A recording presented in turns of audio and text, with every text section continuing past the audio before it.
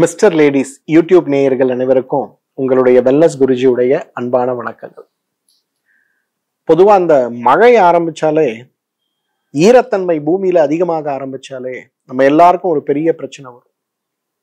உடம்புல அங்கங்க வரக்கூடிய வலி, மூட்டு வலிகள் அல்ல, தசைகள்ல ஏற்படுகின்ற வலி. நம்மளும் யோசிப்போம், காய்ச்சல் இருக்கான்னு செக் பண்ணி பார்ப்போம். டாக்டர் கிட்ட போய் சார் பாடி பெயினா இருக்குன்னு சொல்லுவோம். உடனே ஒரு ஊசி கொடுப்பாரு, இல்ல ஒரு மாத்திரை கொடுப்பாரு. 2 நாளைக்கு நல்லா இருக்கும். 3வது நாள் பார்த்தோம்னா திருப்பி வலி வர ஆரம்பிச்சிடும்.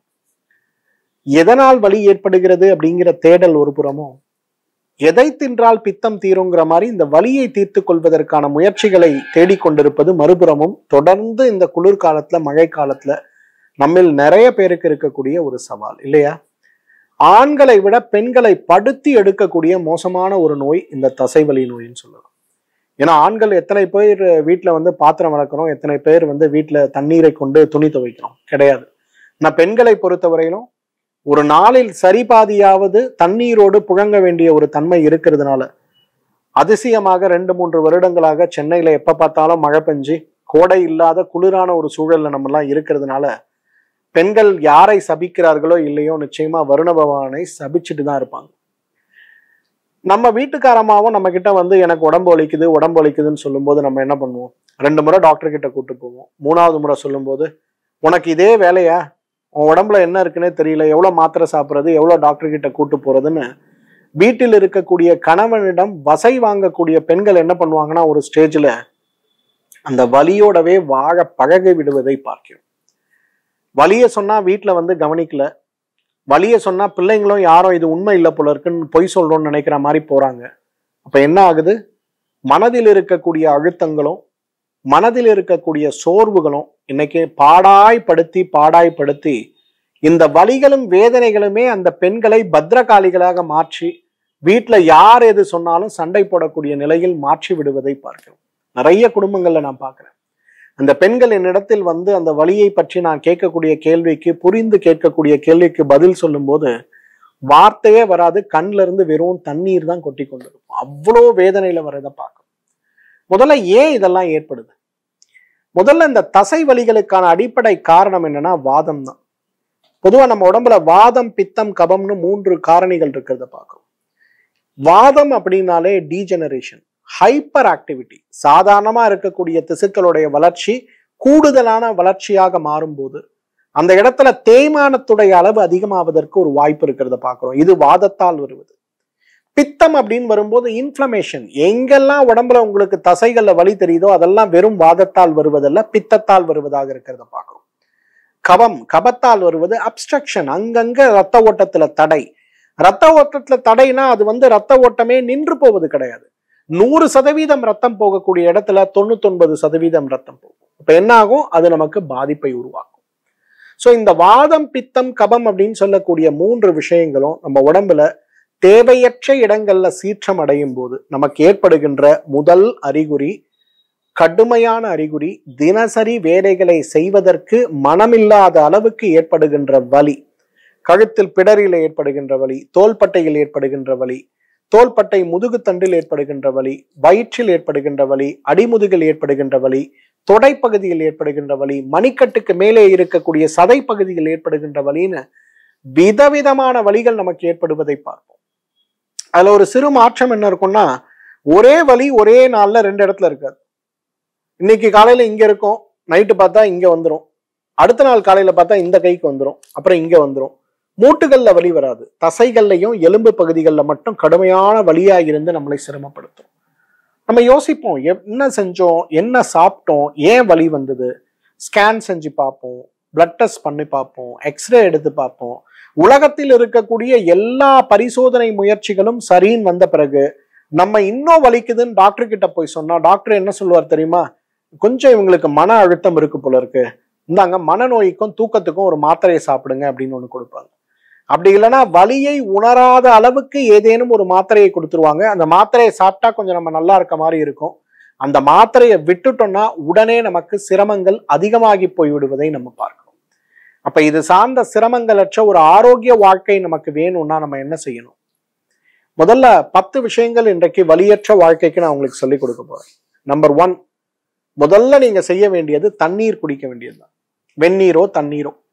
ஏன் தெரியுமா? இன்னைக்கு இந்த மாதிரி தசை வலிகள் நமக்கு பெருசா ஏற்படுறதுக்கு மிகப்பெரிய காரணம் என்ன தெரியுமா?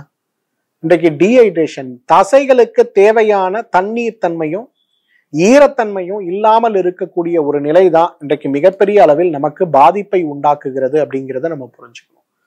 அந்த அளவுக்கு இன்றைக்கு டீஹைட்ரேஷன். இன்னைக்கு பெண்கள் நிறைய பேர் கடுமையான வலியோட வருவாங்க. ஐயோ அம்மா, என்னால உட்கார முடியல, நிக்க முடியல, குனிய முடியல, வாழ்க்கையே வெறுத்து போச்சு சார் அப்படின்னு வருவாங்க. 3 நாளைக்கு 3 லிட்டர் தண்ணி கொடுங்கன்னு பிரிஸ்கிரிப்ஷன் எழுதி கொடுப்பேன். 4வது நாள் வாங்கம்மா. 4வது நாள் வந்து சொல்லுவாங்க, தண்ணி குடிச்சாலே வலி போயிருமா, இவ்வளவு சீக்கிரமா எனக்கு குணமாயிடுச்சு சார் அப்படிமா. அந்த அளவுக்கு தண்ணீர் நன்றாக குடிக்கின்ற பழக்கமே நமக்கு தசை வலிகளையும் மூட்டு வலிகளையும் குணமாக்கக்கூடிய நல்ல மருந்து. ஆனா நான் தண்ணீர் அப்படிங்கிறத விட வெந்நீர் தான் சொல்லுவேன். வெந்நீர் குடிச்சோம்னா அவ்வளவு நல்ல மாற்றம் ஏற்படுவதை நம்ம பார்க்கலாம். இரண்டாவது, எண்ணெய் தேய்த்து குளிக்கக்கூடிய பழக்கத்தை வச்சுக்கணும். அபியங்கம் ஆச்சரேத் நித்தியம்னு சொல்லுவோம். உச்சந்தலையிலிருந்து உள்ளங்கால் வரை எண்ணெயை நன்றாக பூசி 1/2 மணி நேரம் 1 மணி நேரம் தேய்த்து அமர்ந்து வெந்நீரில் குளிக்கக்கூடிய ஒரு முயற்சிங்கிறது மிகப்பெரிய அளவில் நம் உடலில் இருக்கக்கூடிய கழிவுகளை நீக்கக்கூடிய முயற்சிகளாக இருக்கும். தசைகள்ல தேங்கி கிடக்கக்கூடிய அந்த தேவையற்ற கழிவுகள் வெளியில் போகும்போது, ஃப்ரீ ராடிக்கல்ஸ் சொல்லக்கூடிய அந்த என்சைம்ஸ் அமிலங்கள்லாம் நம்ம உடம்பை விட்டு போகும்போது உடம்பே அப்படியே காத்துல பறக்கிற மாதிரி லேஸ் ஆயிரும். அப்ப நமக்கு வலிகள் வேதனைகள் அற்ற ஒரு சூழல் உருவாகிறத பார்க்கலாம். மூன்றாவது, ஓய்வுக்கு ஒரு முக்கியத்துவம் கொடுக்கணும். இன்னைக்கு நம்ம நிறைய பேரை நான் பார்க்கிறேன், ஏதாவது ஒரு டைம் கிடைக்கும்னா அதுல ஒரு எக்ஸ்ட்ரா வேலை செய்யணும்னு தான் வீட்டுல இருக்கக்கூடிய பெண்கள் இருக்காங்க.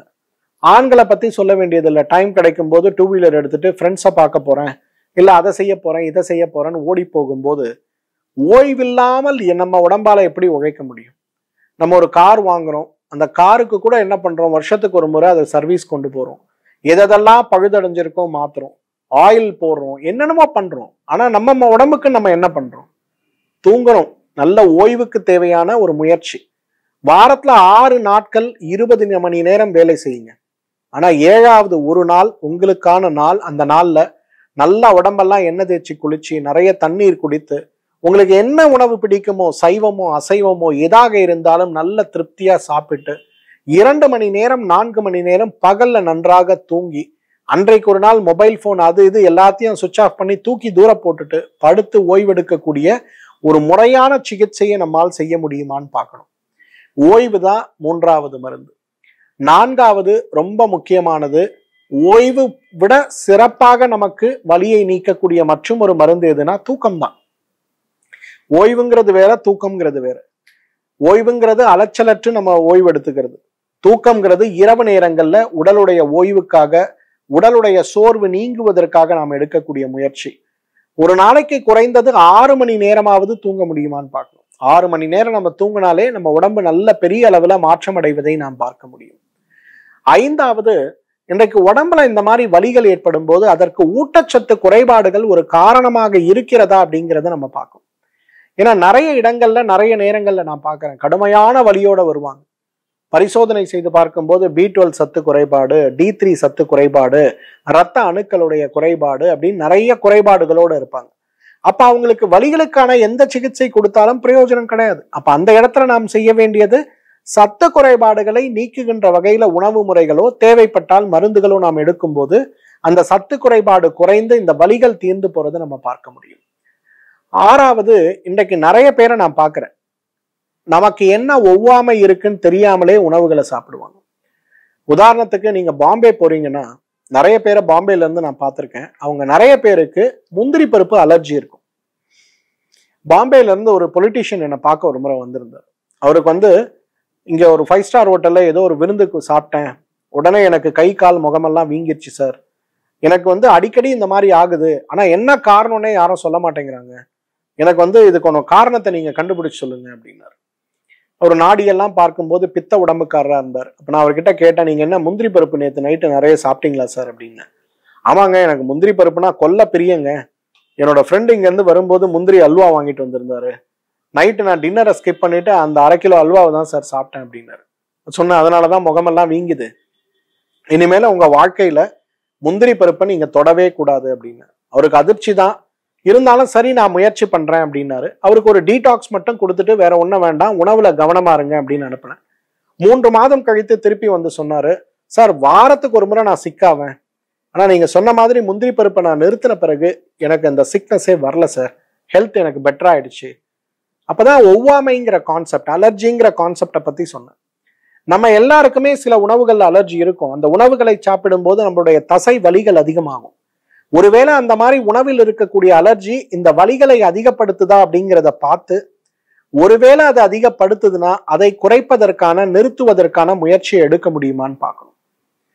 7வது உடற்பயிற்சிகள். இன்னைக்கு இந்த தசை வலிகள்லாம் ஏற்படுறதுக்கு பெரிய காரணம் என்ன தெரியுமா? 2மே உடற்பயிற்சி தாங்க. அதிகமா செய்யறதும் பிரச்சனை, செய்யாம இருக்கிறதும் பிரச்சனை.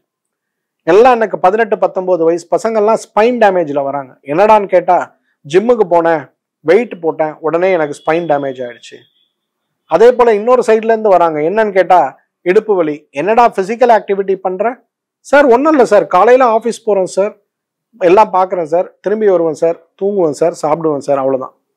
உடற்பயிற்சி செய்யாம இருந்தாலும் உடம்பு வலி வரும், அதிகமா செஞ்சாலும் உடம்பு வலி வரும். ஸோ அப்ப என்ன நம்ம உடம்புக்கு தேவைங்கிறத முழுசா புரிஞ்சு பண்ணணும்னா அப்ப நமக்கு பாதிப்புகள் இருக்காது. 8வது, இன்றைக்கு நமக்கு இந்த தசை நார்களுடைய வலிகளும் தசை வலிகளும் ஏற்படுவதற்கு ஜெனட்டிக்கா ஏற்படக்கூடிய நோய்கள் ஏதாவது இருக்கா அப்படிங்கிறத நம்ம புரிஞ்சுக்கணும். ஃபைப்ரோமயால்ஜியான்னு சொல்லக்கூடிய நோய், தசைகளுடைய அகற்சி நோயின்னு சொல்லுவோம். நம்ம குடும்பத்துல யாருக்காவது இருந்திருக்கலாம். அந்த காலத்துல இருக்கவங்களுக்கு அதை பற்றி விழிப்புணர்வு இல்லாம இருந்ததுனால அவங்க கவனிச்சிருக்க மாட்டாங்க. மற்றவர்களுக்கு அந்த விழிப்புணர்வு இப்ப நம்ம பார்க்கக்கூடிய ஒரு நிலையில இருக்கணும் அப்படின்னா நிச்சயமாக மருத்துவரை சந்தித்து ஃபைப்ரோமயால்ஜியா சார்ந்த நோய் நமக்கு இருக்கா அப்படிங்கிறத நம்ம புரிஞ்சுக்கணும். ஏன்னா ஃபைப்ரோமயால்ஜியா நோயும் முடக்குவாத நோயை போலவே நமக்கு மரபணு ரீதியாக வரக்கூடிய நோய்கள்ல ஒன்று. ஆனா இந்த வலிக்காக சாப்பிட்ற எந்த மருந்துமே ஃபைப்ரோமயால்ஜியால ஒர்க் பண்ணாது.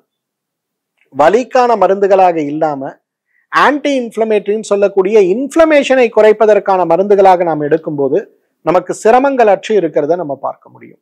ஸோ அது பார்க்கணும். 9வது டீடாக்ஸுங்க. இன்னைக்கு உடம்புல உங்களுக்கு எங்க நோய் ஏற்பட்டாலும் அதற்கு காரணம் கழிவுகள் தான்.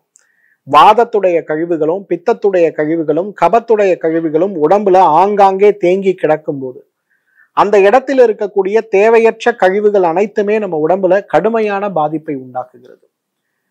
எலிசபெத்னு ஒரு அம்மா இட்டாலியில இருந்து என்னை பார்க்க வந்திருந்தாங்க. அவங்களுக்கு கடுமையான வலி நோய். இந்தியாவில் இருக்கக்கூடிய நிறைய ஆயுர்வேத மருத்துவர்கள்லாம் பார்த்து அவங்க சொல்ற மாதிரி 4 வாரம் ஹாஸ்பிட்டல்லாம் தங்கிலாம் ட்ரீட்மெண்ட் எடுத்திருக்காங்க. ஆனா அவங்களுக்கு வலி குறையல. அவங்க ரொம்ப வருத்தத்தோட எனக்கு சொன்னாங்க, எனக்கு நிறைய கோவில்கள் போகணும், இந்து மதத்தின் மேல எனக்கு ஒரு மிகப்பெரிய நம்பிக்கை உண்டு, ஆனா எனக்கு இருக்கக்கூடிய வலிகள்ல நான் ஏன் இருக்கேங்கிற அளவுக்கு எனக்கு கஷ்டமா இருக்கு சார், எனக்கு ஏதாவது ஹெல்ப் பண்ணுங்க அப்படின்னாங்க. அவங்களுக்கு நான் டீடாக்ஸ் தான் கொடுத்தேன். நாடி பார்த்து வாத உடம்பு, வாத வயது, வாத நோய் எல்லாமே இருக்குன்னு பார்த்து வாதத்தை குறைக்கக்கூடிய வாத சமனின்னு சொல்லக்கூடிய நெய் வகை சார்ந்த மருந்துகளை கொடுத்து அவங்களுக்கு டீடாக்ஸ் கொடுத்தேன்.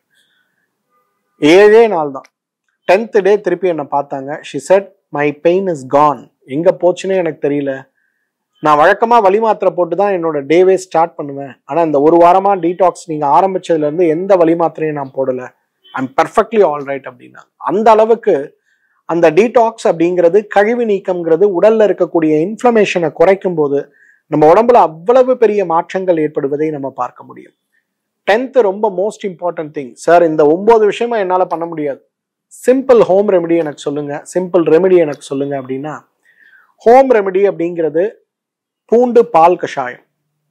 ஒரு 50 மில்லி பால், 100 மில்லி தண்ணீர், 2 பல் பூண்டு நல்லா கொதிக்க வச்சு பால் அளவுக்கு சுண்ட வைங்க. இதை காலையில ஒரு வேளை வெறும் வயிற்றுலையும், நைட்டு படுக்கும்போது ஒரு வேளை, சாப்பிட்ட பிறகும் சாப்பிடுங்க. பெரிய அளவுல உடம்புல இருக்க வாத பித்த கபத்துடைய சீற்றம் குறைந்து இந்த தசைகள்ல ஏற்படுகின்ற வலிகள் மிகப்பெரிய அளவில் குறைந்து போய்விடுவதை பார்க்க முடியும். அதே போல ரெமெடியா நம்ம பார்த்தோம்னா மகாராஜா மாத்திரைகள். இந்த மகாராஜா மாத்திரைகளுடைய பயன்களை பற்றியும் நான் நிறைய முறை சொல்லியிருக்கேன். காலை 2, இரவு 2 உணவுக்கு முன்பு அல்லது உணவுக்கு 1 மணி நேரம் பின்பு நீங்க சாப்பிடும்போது உடம்புக்கு தேவையான ஆற்றலை வழங்கக்கூடிய மிகச்சிறந்த ஒரு மருந்து மகாராஜா மாத்திரைகள். பொதுவா நம்ம உடம்புல வர்மங்கள்ல பாதிப்பு ஏற்படும் போது இந்த தசை அழற்சிகள் மிகப்பெரிய அளவில் ஏற்படுவதை பார்க்க முடியும். வர்மங்கள்ல ஏற்படுகின்ற பாதிப்புகளை குறைத்து உடலை ஆரோக்கியப்படுத்த வேண்டும் அப்படின்னு வரும்போது, வர்மத்திற்கு தேவையான சக்திகளை நாம் பெற்றுக்கொள்ள வேண்டும் அப்படின்னு முயற்சி செய்யும் போது மிகப்பெரிய அளவில் நமக்கு உதவி செய்யக்கூடிய அருமருந்தாக இந்த மகாராஜா மாத்திரைகளை சொல்லலாம். சோ அந்த அளவுக்கு உடல்ல ஏற்படுகின்ற பாதிப்புகளை மட்டுமல்ல, தசைகளில் ஏற்படுகின்ற பாதிப்புகளை மட்டுமல்ல, தசைகள்ல இருக்கக்கூடிய அகற்சி சார்ந்த விஷயங்களையும் சீராக்குவதற்கு கூட இந்த மகாராஜா மாத்திரைகள் மிகச்சிறந்த ஒரு மருந்துன்னு சொல்லுவோம். வருஷத்துக்கு ஒரு முறை நம்ம எல்லாரும் டீடாக்ஸ் எடுக்கணுங்க. நமக்கு சக்கரை நோய் இருக்கு, இதய நோய் இருக்கு, புற்றுநோய் இருக்கு, விதமான நோய்களோட போராடும். ஒரே ஆளுக்கு பிரஷர் இருக்கு, ஹார்ட் ப்ராப்ளம் இருக்கு, சுகர் இருக்கு, கொலஸ்ட்ரால் இருக்குன்னு விதவிதமா சொல்றது நம்ம பார்க்கணும். அப்போ ஒரு மனிதனுக்கு ஏற்படக்கூடிய நோய்கள் விதவிதமான நோய்களாக இருந்தால் விதவிதமான மருத்துவ சிகிச்சைகளையும் மருந்துகளையும் தேடி போகக்கூடிய நிலை நமக்கு இருக்கு இல்லையா? அந்த நிலையை மாற்றி நோய்த்தன்மையை குறைத்து உடலுடைய ஆரோக்கியத்தை மேம்படுத்துவதற்கு இன்றைக்கு டீடாக்ஸை விட சிறந்த ஒரு சிகிச்சை இருக்குமாங்கிறது கேள்விக்குறிதான். டீடாக்ஸ் செய்யற முறை ரொம்ப வீட்டில இருந்தே நம்ம செஞ்சுக்கலாம். நம்ம உடம்ப மட்டும் வாத பித்த கபத்துல எப்படி வருங்கிறத புரிஞ்சு அதுக்கு ஏற்றாற் போல முறையான வழிமுறைகளை பின்பற்றக்கூடிய சின்ன சின்ன மாற்றங்களை நம்மால் செய்ய முடியும்னா, உடம்பில் இருக்கக்கூடிய கழிவுகளை வெளியே அனுப்பக்கூடிய முயற்சிகளை வருடத்திற்கு ஒரு முறை எடுத்துக்கொள்ளக்கூடிய முயற்சியாக நம்மால் செய்ய முடியுமேயானால், உள்ளே இருக்கக்கூடிய கழிவுகள் வெளியில் செல்ல செல்ல தசை நார்கள்ல இருக்கக்கூடிய அகற்சிகள் குறைய குறைய, தசை நார்கள்ல இருக்கக்கூடிய இறுக்கம் சார்ந்த சிரமங்கள் குறைய குறைய உடலுடைய ஆரோக்கியம் மேம்பட்டு கொண்டே வருவதை பார்க்க முடியும். ஒரு நிலையில பார்த்தோம்னா முற்றிலுமாகவே நமக்கு அந்த இடத்தில் இருக்கக்கூடிய அகற்சியை உண்டாக்கக்கூடிய காரணிகள் குறைந்து கொண்டே வந்து வலியற்ற வாழ்க்கை அப்படிங்கிறது சாத்தியமாகிறத பார்க்க முடியும். மகாராஜா தைலத்துடைய பயன்பாடுகள் நம்ம சொல்ல வேண்டியதே இல்லை. உடம்பெல்லாம் அதை பூசி 1 மணி நேரம் ஊறி குளிச்சாலே வலி குறைஞ்சிரும். ஆனா வலியை குறைப்பதற்கு மருந்து மாத்திரைகளை விட வாழ்வியல் மாற்றங்கள் ரொம்ப முக்கியம். தண்ணி குடிக்கணும், ஓய்வெடுக்கணும், தூங்கணும், எண்ணெய் தேய்த்து குளிக்கணும், புரதம் சார்ந்த உணவுகள் நிறைய உடம்புல சேர்க்கணும். இன்னைக்கு நல்ல ஒரு முட்டு தேய்மானத்தோட ஒரு அம்மா வராங்கன்னா அவங்களோட உணவுல ஒரு நாளைக்கு 1 கிலோ எடைக்கு 2 கிராம் அளவுக்கு புரதம் சாப்பிடுகின்ற ஒரு பழக்கம் இருக்குன்னு வச்சுங்களேன். அவங்க எவ்வளவு மோசமான முதுகுத்தண்டு மூட்டு வலிகளோடு வந்தாலும் அவங்கள குணப்படுத்தி விட முடியும். ஏன்னா புரோட்டீன்ஸ் அவ்வளோ இம்பார்ட்டன்ட். ஆனா நல்ல ஹெல்த்தியா தான் நான் இருக்கேன்னு சொல்லிட்டு வருவாங்க. புரதம் தேவைக்கு பாதி கூட சாப்பிடாம வராங்க பாருங்க. அவங்களுக்கு வரக்கூடிய மூட்டு வலிகளை 1 வருட காலம் போராடினாலும் கூட குறைக்கவே முடியாது. அதனால இந்த மாதிரி மாற்றங்களை முழுமையா வச்சுட்டு இது கூட சப்ளிமெண்டா இந்த பூண்டு பால் கஷாயத்தை, மகாராஜா மாத்திரைகளை அல்லது மகாராஜா தைலத்தை சாப்பிடுகின்ற ஒரு வழக்கத்தை மட்டும் நம்மளால வச்சுக்க முடியும்னா, மூட்டு வலிகள் மட்டுமல்ல, தசை வலிகள் மட்டுமல்ல, நரம்பு வலிகள் மட்டுமல்ல, வர்ம புள்ளிகள்ல ஏற்படுகின்ற காயங்களால் ஏற்படுகின்ற சொல்ல முடியாத வேதனையான வலிகள் மட்டுமல்ல, எந்த விதமான வலிகளற்ற ஒரு ஆரோக்கியமான வாழ்க்கையும் நம்மால் வாழ முடியும். மீண்டும் மற்றும் ஒரு நிகழ்ச்சியில் உங்களை சந்திக்கிறேன். அதுவரை உங்களிடமிருந்து விடைபெறுவது உங்களுடைய வெல்னஸ் குருஜி. நன்றி, வணக்கம்.